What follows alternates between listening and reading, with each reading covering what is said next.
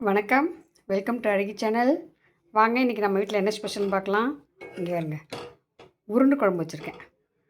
உருண்டை குழம்பு வந்து நம்ம கிராமத்து சைடில் வைக்கிற மாதிரி வச்சுருக்கேன். கிராமத்து சைட்லனா தேங்காய்லாம் ஊற்ற மாட்டாங்க. அப்படியே அதாவது உருண்டையை வந்து எண்ணெயிலையும் போட மாட்டாங்க. அப்படியே வடைக்கு ஆட்டுற மாதிரி ஆட்டி அம்மியில் அரைச்சி வைப்பாங்க. நம்ம மிக்சியில் தான் அரைச்சிருக்கோம். ஆனால் தேங்காய் ஊற்றல,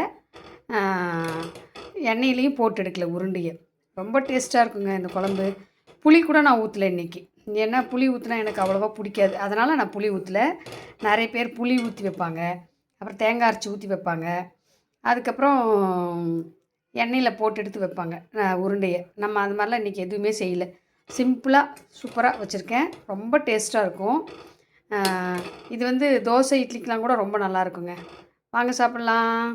இன்றைக்கி தான் நம்ம வீட்டில் ஸ்பெஷல். பாய். அடுத்த வீடியோவில் சந்திக்கலாம்.